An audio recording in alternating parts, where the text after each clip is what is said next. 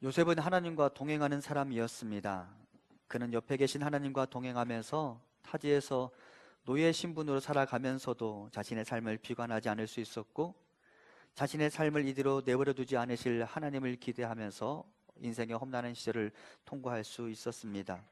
그리고 그는 하나님과의 동행을 위해 필사적으로 죄를 멀리하며 살았고, 그것이 그가 하나님과 동행할 수 있는 이유이자 그가 하나님과 동행하는 것의 증거가 되기도 했습니다. 그런데 창세기 39장을 가만히 살펴보면 요셉이 하나님과 동행하기 시작하자 그의 삶에 저절로 나타난 또 다른 특징이 있는 것을 보게 됩니다. 다름 아니라 요셉은 주변의 사람들에게 성실했으며 주변의 사람들을 섬기는데 주저함이 없는 인물로 바뀝니다. 애굽 이전의 요셉은 언제나 받는 데 익숙한 사람이었어요. 애굽 이전의 요셉은 다른 사람들은 안중에도 없었어요. 내가 제일 중요했어요. 내가 아버지로부터 어떤 사랑을 받는지에 대해서만 중요하게 여기는 사람이었는데, 애굽이라는 시절을 통과하는 요셉을 가만히 들여다보면 그는 다른 사람을 섬기는 데 있어서 능한 사람이 됩니다. 그가 주변의 사람들에게 성실했다는 것은 그의 주인들이 그를 대하는 태도에서 그 모습을 발견할 수 있습니다. 창세기 39장의 몇 구절을 제가 연속해서 봉독해 보겠습니다.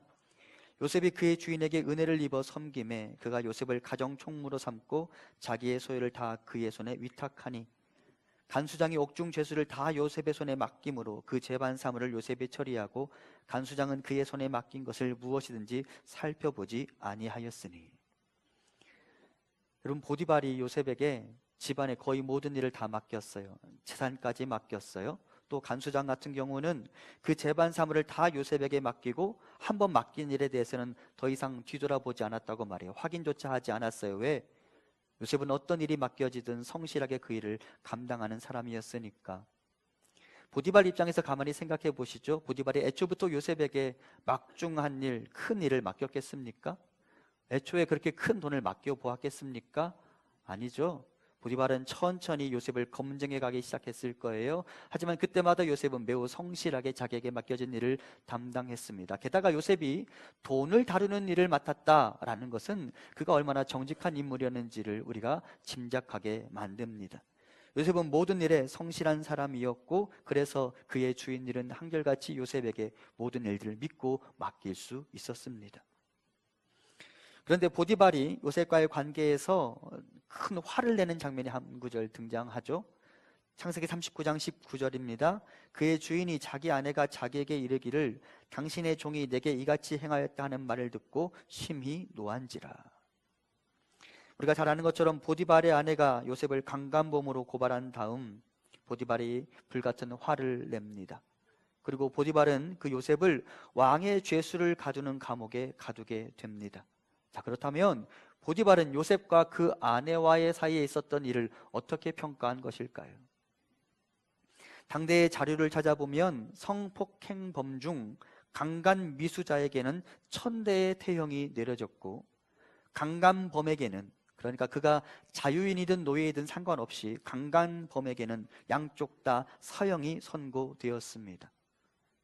여러분, 1000대 맞으면 살 수 있을까요? 네. 1000대라는 것 자체가 이미 사형이잖아요. 그러니까 성폭행을 시도한 사람이든 아니면 성폭행범이든 당시 법으로는 모든 사람들이 다 죽음에 이르를 수밖에 없었습니다. 그처럼 엄격한 법을 두고 있는데 보디발은 왜 즉각적으로 요셉을 죽이지 않았을까요? 왜 보디발은 요셉을 그냥 감옥에 가두어 두었을까요? 보디발은 어쩌면 그 아내보다 요셉을 더 신뢰했을 가능성이 높습니다. 다만 그 아내를 위해 눈물을 머금고 밀려오는 화를 진정시키면서 요셉에게 형벌을 가할 수밖에 없었습니다. 보디발이 그럼 왜 화가 났을까요? 평상시 그 아내의 소행을 어쩌면 알고 있었을지 몰라요. 그래서 그 아내의 음란함 때문에 화가 났을 수도 있지만, 보디발 입장에서는 가장 믿고 신뢰할 만한 종을 잃는다라는 측면에서 화가 났을 수 있는 거예요. 가장 믿고 신뢰할 만한 종을 감옥에 가두어야 하는 그 현실에 대해서 보디발은 화가 났을 수 있습니다. 그만큼 보디발은 요셉을 신뢰했습니다. 반대로 말하면 요셉은 그만큼 자기 주인에게 성실한 사람이었습니다. 하나님을 사랑하는 사람은 하나님을 사랑하는 것만큼 반드시 이웃과의 관계에 최선을 다하게 되어 있습니다. 우리 함께 골로새서 3장 23절 말씀 봉독해 보겠습니다. 무슨 일을 하든지 마음을 다하여 주께 하듯 하고 사람에게 하듯 하지 말라. 아멘. 하나님 우리에게 말씀하시죠. 내가 만나는 모든 사람들을 대할 때 마치 주 예수 그리스도를 대하는 것처럼 그 사람에게 성실하게 대해야 한다고. 그것이 믿음이라고, 그것이 하나님의 백성들의 삶이라고. 요셉은 분명히 하나님을 사랑하는 사람이기도 했지만 그는 동시에 하나님을 사랑하기 때문에라도 주변 사람들을 사랑하는 사람으로 변모하게 됩니다. 여러분께 질문해 보겠습니다. 요셉은 십계명이 존재하기 이전의 사람입니까? 그 이후의 사람입니까? 이전의 사람이죠. 십계명 이전의 사람입니다. 그럼에도 제가 말씀을 준비하면서 요셉과 십계명의 관계를 한번 생각해 보게 되었어요. 여러분, 십계명은 크게 보면 두 가지 축으로 구성되어 있습니다. 1계명부터 4계명까지는 하나님과 사람 사이의 관계를 다루고 5계명부터 10계명까지는 사람과 사람 사이의 관계를 다룹니다. 우리가 지난주까지 살펴봤던 말씀에 따르면 요셉은 하나님께 성실한 사람이었어요. 그는 하나님과 동행하기 위해 애쓰고 애쓰는 사람이었어요. 그러니까 그는 1계명부터 4계명까지를 잘 지키기 위해 애를 쓰는 사람이었어요. 하지만 여러분, 그렇게 1계명부터 4계명까지를 지키기 위해 애를 쓰는 사람들은 반드시 5계명부터 10계명까지를 잘 지키게 되어 있어요. 요셉을 한번 가만히 들여다보겠습니다. 여러분, 10계명의 5계명의 다섯 번째 계명이 뭐예요? 예, 내 부모를 공경하라. 그 다음, 여기서 성경을 보면 안 되는데 예. 내 부모를 공경하라. 살인하지 말라. 간음하지 말라. 도둑질하지 말라. 거짓 증거하지 말라. 남의 것을 탐내지 말라. 자, 이제 요셉을 한번 가만히 볼까요? 그는 부모를 공경하는 사람이었죠. 그리고 살인하거나 보복하지 않는 사람이었어요. 게다가 그는 간음하지 않는 사람이었어요. 그리고 거짓말하지 않을 만큼 성실한 사람이었고, 주인의 물건에 손대지 않을 만큼 하지 않는 사람이었고, 남의 것을 탐내지 않는 사람이었어요. 그렇게 보니까 요셉은 5번째 계명부터 10번째 계명까지를 매우 성실하게 지키는 사람이었어요. 아직 하나님이 그 계명을 주시지 않았음에도 불구하고. 무슨 말일까요? 하나님을 열심히 사랑하는 사람은 자연스럽게 알게 돼요. 내가 내 주변의 사람들에게 성실해야 한다는 사실, 그리고 내 주변의 사람들과 마땅히 지킬 것을 지키는 삶을 살아야 한다는 사실을. 정말 하나님과 동행하면서 거룩을 힘써 지키는 사람은 어떤 사람일까요? 야고보서 1장 27절 말씀 같이 봉독해 보겠습니다. 하나님 아버지 앞에서 정결하고 더러움이 없는 경건은 곧 고아와 과부를 그 환난 중에 돌보고 또 자기를 지켜 세속에 물들지 아니하는 그것이니라. 아멘. 정말 하나님이 원하시는 거룩 경건의 길을 걷는 사람들은 자기를 지켜 세속에 물들지 않는 것, 소위 죄를 범하지 않는 것뿐만 아니라 어떤 삶을 산다고요? 고아와 과부를 그 환난 중에 돌보는 삶을 살게 되어 있다라고 하나님은 말씀하십니다. 다시 한번 율법을 생각해 보겠습니다. 출애굽기나 레위기 같은 데 보면 율법이 상세하게 기록되어 있어요. 하나님의 백성들이 어떠한 삶을 살아야 하는지. 그런데 여러분, 그 율법을 가만히 들여다보면, 율법의 내용을 보면 하나님과 사람 사이의 관계를 다루는 그 구절만큼이나 그 구절 못지않게 많은 분량으로 무엇을 다루냐면 사람과 사람 사이의 관계를 다루어요. 살인하지 말라는 것뿐만 아니라 누군가에게 손해를 입혔을 때는 어떻게 보상하고 배상해야 되는지, 너희 집의 종들을 어떻게 다루어야 하는지, 너희 마을에 있는 객과 고아와 나그네를 어떻게 다루어야 하는지, 사람과 사람 사이의 관계를, 하나님과 사람 사이의 관계 못지않게 많은 분량을 할애해서 율법에서 소개하고 있는 것을 볼 수 있습니다. 무엇을 말할까요? 하나님은 하나님의 백성들에게 너희가 나를 잘 섬기는 사람이 되었으면 좋겠다라고 말씀하실 뿐만 아니라 너희가 나를 잘 믿는 것만큼이나 너희가 너희 주변의 사람들과 성실하게 살아야 한다, 내 주변의 사람들을 잘 섬겨야 한다라고 말씀하시는 것이죠. 그것이 하나님이 원하시는 거룩이죠. 하나님이 우리에게 거룩을 원하시는데, 하나님이 원하시는 거룩의 모습을 우리는 레위기 19장을 통해 확인할 수 있습니다. 제가 2절과 3절을 봉독합니다. 너는 이스라엘 자손의 온 회중에게 말하여 이르라. 너희는 거룩하라. 이는 나 여호와 너희 하나님이 거룩함이니라. 너희 각 사람은 부모를 공경하고 나의 안식일을 지키라. 나는 너희 하나님 여호와이니라. 아멘. 3절 그대로 띄워주세요. 2절에서 하나님께서 이스라엘 백성들에게 너희는 거룩하라 라고 말씀하셨습니다. 그러면서 3절 이하에서 그 거룩을 어떻게 지켜야 하는지를 이야기하는데요. 여러분, 3절을 가만히 보세요. 뭔가 좀 어색하지 않습니까? 잘 못 찾으시겠죠. 3절을 가만히 보면 십계명 기준으로 보면 네 번째 계명과 다섯 번째 계명이 바뀌어 있는 것을 볼 수 있습니다. 그렇죠? 십계명의 네 번째 계명이 뭐예요? 안식일을 기억하여 거룩히 지키라. 그리고 다섯 번째 계명이 내 부모를 공경하라. 우리가 보통 십계명을 해석할 때 자칫 1계명부터 4계명까지가 중요하고 그 다음 다섯 번째 계명부터 10번째 계명까지가 중요하다고 말할 수 있어요. 그러면서 먼저 1부터 4까지 하나님과 너희 사이의 관계가 중요하니 그것에 집중하라고 말할 수 있어요. 그리고 나서 다섯 번째 계명부터 10번째 계명까지를 지키면 된다라고 말할 수 있어요. 하지만 성경은 십계명에 등장하는 첫 번째 계명부터 10번째 계명 사이에 우선순위를 두지 않아요. 각 계명이 다 중요하다고 가르쳐요. 그래서 때로는 그 순서를 바꾸어 버리는 거예요. 3절을 가만히 보세요. 십계명 기준으로 보면 다섯 번째 계명과 네 번째 계명의 순서를 바꾸어 놓았어요. 무엇을 말할까요? 성도에게 있어서, 하나님의 백성에게 있어서 하나님과 사람 사이의 관계가 중요한 것 못지않게 사람과 사람 사이의 관계가 중요하고 그 둘 사이에는 우선순위가 없다라는 사실을 하나님 우리에게 말씀하시는 거예요. 하나님과 동행하며 하나님께 성실한 믿음의 길을 걸어가기를 원하는 모든 하나님의 사람들은 그래서 내 주변의 사람들과의 관계를 잘 만들어가야 하는 것입니다. 하나님을 사랑하는 것만큼 이웃을 사랑해야 되는 것입니다. 하나님께 성실한 사람이 사람에게도 성실하다라는 것의 대표적인 경우가 성경의 인물 중 룻에게서 발견됩니다. 여러분, 룻이라는 여인에 대해서 하나님은 그 여인을 인정해 주세요.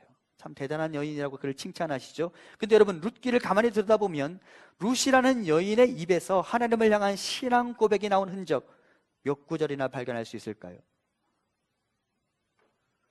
룻이라는 여인의 입에서 하나님을 향하여 자신의 믿음을 고백한 흔적 몇 구절이나 발견할 수 있을까요? 여러분이 아는 구절 하나 있죠? 예, 어머니에게 어머니 하나님이 나의 하나님이다 말하는 구절 있죠? 여러분, 그 구절 말고는 룻이라는 여인에게서 하나님을 향하여 어떤 고백을 한 기록이 하나도 없어요. 그러면 하나님은 무엇을 기초로 룻이라는 여인의 믿음을 인정해 주시느냐? 룻이라는 여인이 시어머니와 보아스 그리고 주변의 사람들을 어떻게 대하는지를 보면서 룻이라는 여인의 믿음의 가치를 인정해 주시는 거예요.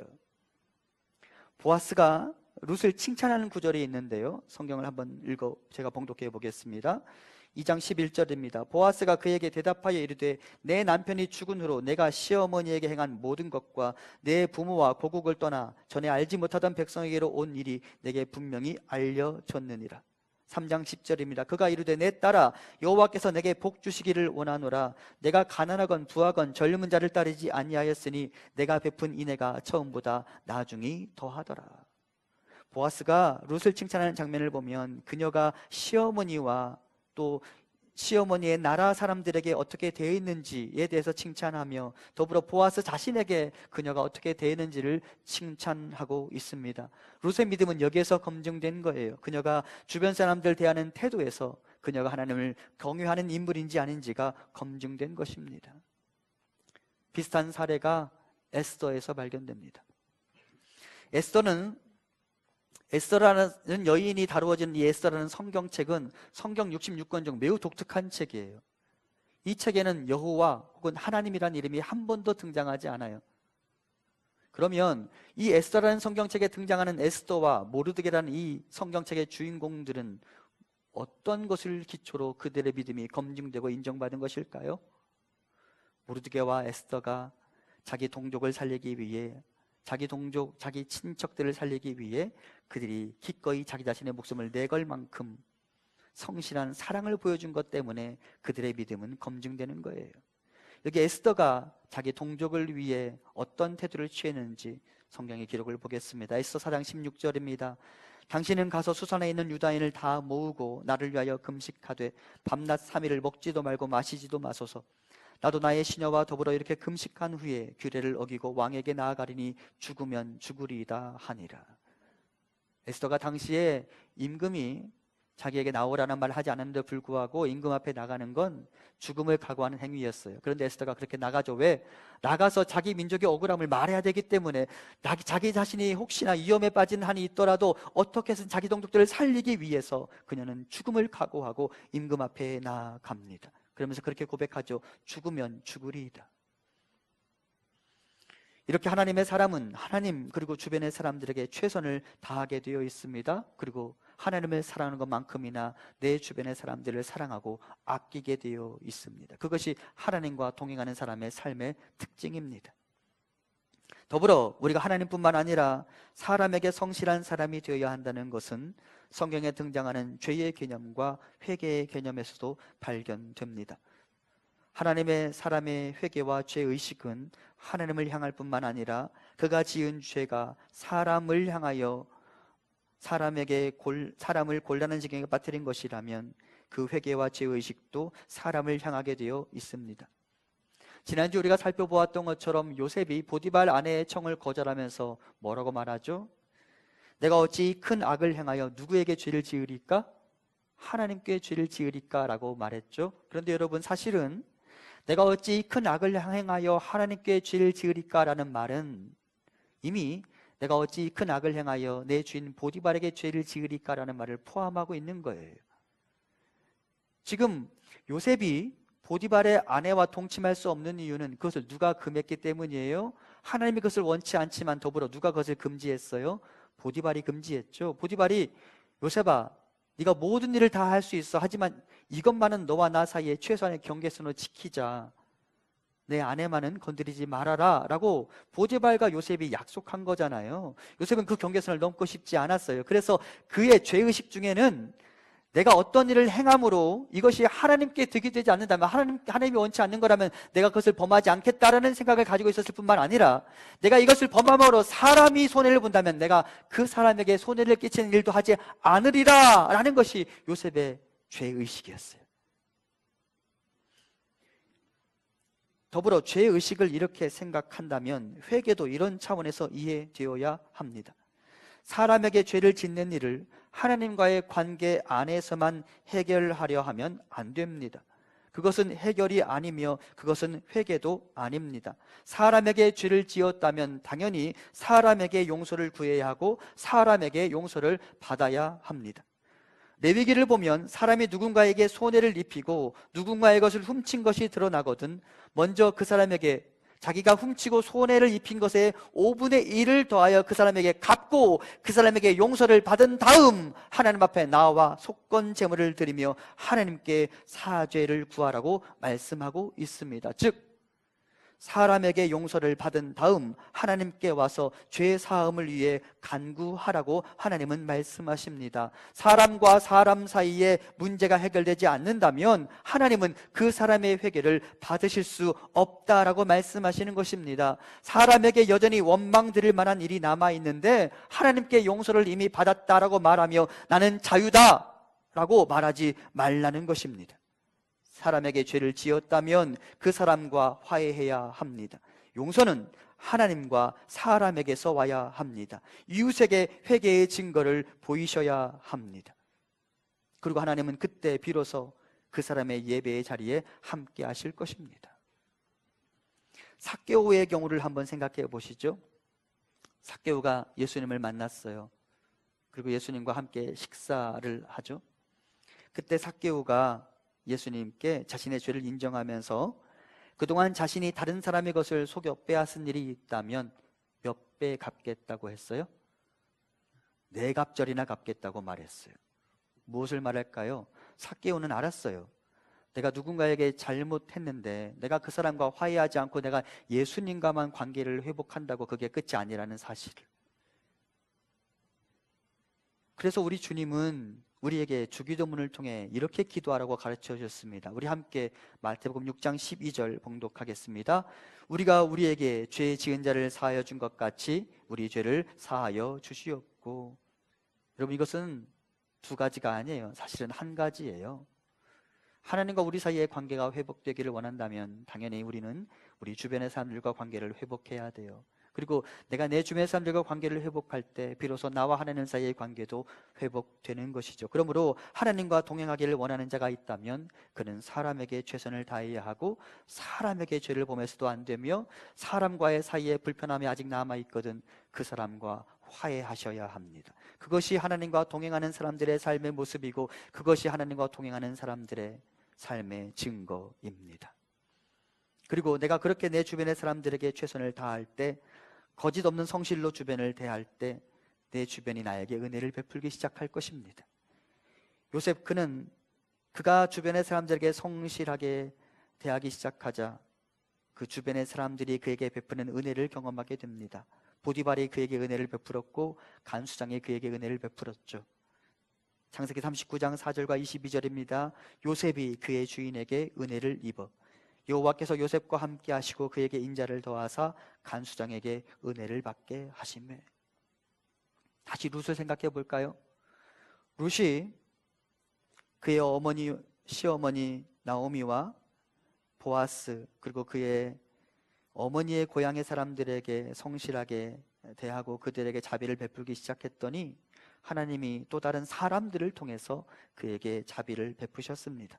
룻기 2장 10절과 3장 10절입니다. 룻이 엎드려 얼굴을 땅에 대고 절하며 그에게 이르되 나는 이방 여인이거늘 당신이 어찌하여 내게 은혜를 베푸시며 나를 돌보시나이까 하니 그가 이르되 내 딸아 여호와께서 내게 복 주시기를 원하노라. 내가 가난하건 부하건 젊은 자를 따르지 아니하였으니 내가 베푼 인애가 처음보다 나중이 더하더라. 내가 내 주변의 사람들을 성실하게 대할 때 하나님은 사람을 통하여 나에게 은혜를 베푸십니다. 이것이 황금률이잖아요. 그렇죠? 마태복음 7장 12절 같이 봉독합니다. 그러므로 무엇이든지 남에게 대접을 받고자 하는 대로 너희도 남을 대접하라. 이것이 율법이요 선지자니. 여러분, 율법이요 선지자니, 이게 무슨 말일까요? 이게 말씀의 전부라는 거예요. 그렇죠? 이게 말씀의 전부라는 거예요. 이 성경 66권의 말씀을 다 요약하면, 아니 이때는 아직 신약 성경이 없었다고 치더라도 구약 39권의 성경을 다 요약하면 이거다라고 말하는 거예요. 무엇이냐? 남에게 대접을 받고자 하는 대로 너희도 남을 대접하라. 여기서 남은 하나님일 수도 있고 사람일 수도 있어요. 내가 복 받기를 원하느냐? 내가 사랑받고 은혜 받기를 원하느냐? 하나님을 그렇게 사랑하고 내 주변을 그렇게 사랑하라. 이것이 내 말씀의 전부다라고 하나님 말씀하십니다. 요셉은 그렇게 내 주변의 사람들에게 성실하게 행동했고, 그러자 하나님은 간수장을 통하여 보디발을 통하여 요셉에게 복을 주셨습니다. 우리도 이제 이 모습을 기억하며 내 주변의 사람들에게 성실하게 행동했으면 좋겠습니다. 내 주변의 사람들을 잘 섬겼으면 좋겠습니다. 내 주변의 사람들을 사랑하고 섬기는 것, 그를 위하여 냉수 한 모금 건네주는 자는 여호와를 사랑하는 자로 인정받을 것입니다. 그리고 하나님은 그와 더불어 함께 하시고 그에게 복을 주실 것입니다. 요셉은 종의 신분이었지만 자신의 신분을 원망하지 않고 기꺼이 다른 사람들을 잘 섬기는 사람이었습니다. 요셉이 그렇게 다른 사람들을 잘 섬기는 것은 어쩌면 요셉의 생존 전략이었다고 말할 수 있을지도 모르지만, 요셉은 그런 관점을 넘어서서 그 자신이 이미 하나님의 종이 되기로 결심했기 때문에 다른 사람들을 위하여 수고하는 것을 아끼지 않는 사람으로 변모하게 되었습니다. 요셉은 알았어요. 하나님을 정말 사랑하는 자는 내 주변의 사람들을 위하여 기꺼이 내 허리를 숙이고 기꺼이 내 무릎을 꿇는다는 사실을. 요셉은 진정으로 하나님을 사랑하게 되었기 때문에 그도 사람을 사랑하는 사람으로 바뀌게 되었고 사람을 위하여 수고하는 사람으로 바뀌게 되었습니다. 여기에서 누군가의 종이 된다는 것은 신분상 종이 된다는 말이 아니라 내가 내 주변의 사람들에게 순종하고 내가 내 주변을 섬기기 위해 기꺼이 나를 희생한다라는 의미를 갖습니다. 요셉은 그런 삶을 선택했습니다. 그리고 이것은 사도 바울의 믿음과도 일치합니다. 사도 바울의 고백입니다. 내가 모든 사람에게서 자유로우나 스스로 모든 사람에게 종이 된 것은 더 많은 사람을 얻고자 함이라. 고린도 교회 누가 개척했을까요? 고린도 교회 누가 개척했어요? 사도 바울이 개척했어요. 사도 바울이 자기가 개척한 교회 성도들에게 그렇게 말해요. 나는 모든 사람에게 다 자유롭지만 나는 스스로 모든 사람에게 종이 되었다. 그리고 너희에게 종이 되었다. 내가 너희를 위하여 스스로 종이 되므로 어떻게 해서든 한 사람이라도 더 많은 사람들을 구원의 길로 인도하고 싶단다. 그러기 위하여 나는 너희의 종이 되는 것을 기뻐한다.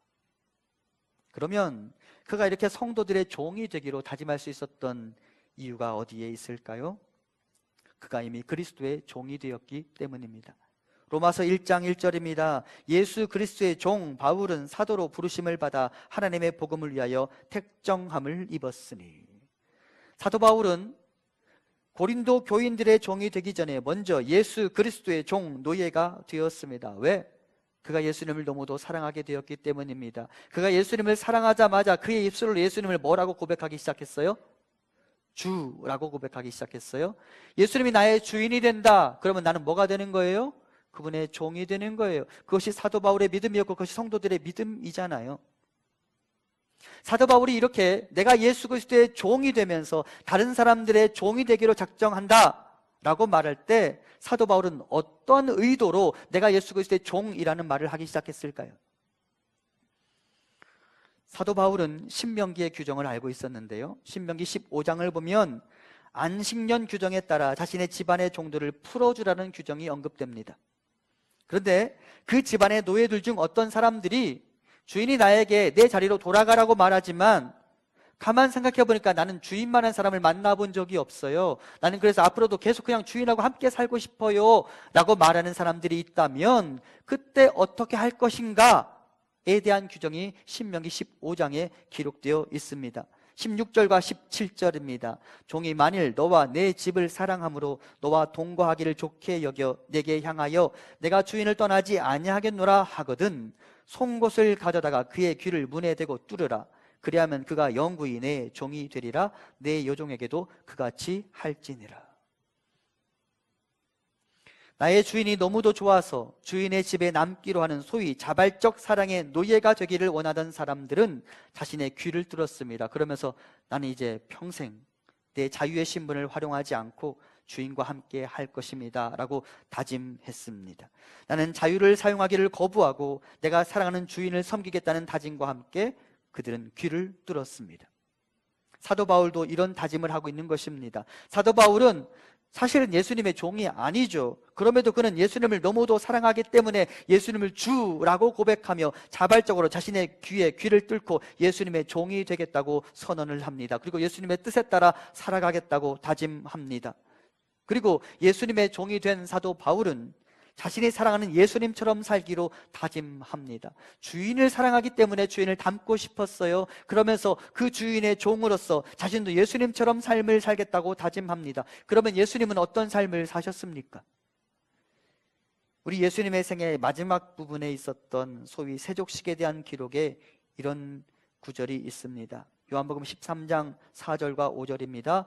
저녁 잡수시던 자리에서 일어나 겉옷을 벗고 수건을 가져다가 허리에 두르시고 이에 대야에 물을 떠서 제자들의 발을 씻으시고 그 두르신 수건으로 닦기를 시작하여. 당시에 집에 온 손님의 발을 씻는 일은 노예들의 몫이었습니다. 그런데 스승이신 예수님께서 직접 노예의 자리로 내려가서 제자들의 발을 씻겨 주셨습니다. 예수님이 사람을 위한 종이 되셨습니다. 신이 사람을 위한 종이 되셨습니다. 그리고 성경은 우리에게 이제 이렇게 이야기합니다. 우리 함께 빌립보서 2장 5절부터 7절까지 같이 봉독합니다. 너희 안에 이 마음을 품으라. 곧 그리스도 예수의 마음이니 그는 근본 하나님의 본체시나 하나님과 동등됨을 취할 것으로 여기지 아니하시고 오히려 자기를 비워 종의 형체를 가지사 사람들과 같이 되셨고. 아멘. 이를 알고 있던 바울은 자신이 예수 그리스도의 종이 되어 사랑하는 그분을 닮아 고린도 교인들을 위한 종이 되기로 자처합니다. 그는 예수 그리스도를 위한 자발적 사랑의 노예가 되기로 결정했을 뿐만 아니라 고린도 교인들을 위한, 내 주변의 사람들을 위한 자발적 사랑의 노예가 되기로 결정합니다. 예수님처럼. 그리고 이것이 요셉의 삶의 자세였으며 우리가 우리 주변의 사람들에게 보여주어야 할 삶의 자세입니다. 성경은 분명히 우리에게 이렇게 이야기합니다. 너희 안에 이 마음을 품으라. 곧 그리스도 예수의 마음이니. 그리고 우리는 예수 그리스도를 주라고 고백하는 사람들로서 예수님의 종으로, 그리고 그분의 종이기 때문에 또한 내 주변의 사람들을 위한 자발적 사랑의 노예로서의 삶을 살아가야 합니다. 기억하십시오. 요셉은 그렇게 종의 자리에서 성실하게 다른 사람을 섬기는 삶을 선택했고 그가 종이 되자 오히려 하나님은 그를 높여주셨습니다. 이를 기억함과 더불어 우리는 스스로 모든 사람에게 종이 되어 더 많은 사람들을 그리스도에게로 인도하기를 원했던 사도 바울의 본을 따라가야 합니다. 그리고 그가 무엇을 바라보아야 하는지를 생각해 보아야 합니다. 디모데후서 4장 7절과 8절 같이 봉독합니다. 나는 선한 싸움을 싸우고 나의 달려갈 길을 마치고 믿음을 지켰으니 이제후로는 나를 위하여 의의 면류관이 예비되었으므로 주 곧 의로우신 재판장이 그날에 내게 주실 것이며 내게만 아니라 주의 나타나심을 사모하는 모든 자에게 도니라. 아멘. 사도 바울은 모든 사람의 종이 되기를 자처하면서 그렇게 열심히 믿음의 길을 달려갔어요. 무엇을 기대하면서? 나중에 하나님이 나에게 베푸실 그 의의 면류관을 기대하면서 열심히 하나님 백성답게 살아갔어요. 그리고 이것이 우리의 모습이 되기를 간절히 소망합니다. 내 주변의 사람들을 위한 자발적 사랑의 종이 되어 그를 섬기기 위해 나 자신을 내려놓고 그를 섬기기 위해 기꺼이 허리를 숙이는 우리에게 하나님은 의의 면류관을 선물하실 것입니다. 그러면 여러분, 누구에게 성실해야 할까요? 누구에게 성실해야 돼요? 용현아, 누구에게 성실해야 돼? 너 자신에게. 우리가 누구에게 성실해야 하느냐? 가장 가까운 사람에게 성실해야 돼요. 먼저 가정, 나의 식구들에게 성실해야 돼요. 그리고 더불어 여러분, 멀리 있는 사람에게 성실하기 전에 바로 내 옆에 붙어있는 사람에게 성실하셔야 돼요. 저는 누구에게 성실한 삶을 살기 위해 노력할까요? 전 제 아내에게 성실하기 위해 노력합니다. 하지만 저는 가장 기본적으로 저는 한영엘 전도사에게 성실하기 위해 삶을 살아갑니다. 내가 내 주변의 사람에게 성실하지 않는데 내가 어떻게 멀리 있는 사람에게 성실할 수 있겠어요? 내가 내 주변에 있는 부교육자에게 성실하지 않은데 내가 어떻게 일주일에 두세 번 만나는 성도님들에게 성실할 수 있겠어요? 여러분, 가장 가까이 있는 사람에게 성실하셔야 합니다. 가장 가까이 있는 그 사람을 먼저 잘 섬기셨으면 좋겠습니다. 그 사람을 위해 허리를 숙이시고 그 사람을 위해 무릎을 꿇으셔야 합니다. 그것이 우리가 본받아야 될 우리 주님의 마음이고 그것이 우리가 닮아가야 될 우리 주님의 모습입니다. 그렇게 우리가 예수 그리스도 앞에 자발적 사랑의 노예가 될 뿐만 아니라 내가 내 주변의 사람들에게 자발적 사랑의 노예가 되어갈 때 주님 우리 곁에서 우리의 믿음을 칭찬하시고 우리와 더불어 함께 하실 것입니다. 오늘서 우리는 요셉 하나님과 동행하다 시리즈를 마치려고 합니다. 하나님과 동행하는 것은 우리 삶의 가장 중요한 목표가 되어야 합니다. 그분과의 동행 없이 무슨 힘으로 이 험악한 세월을 살아가시겠습니까? 임마누엘 하나님이 함께 하시면 그곳이 어디든지 하늘나라가 될 수 있음을 기억하며 여호와 하나님과 동행하시기 바랍니다.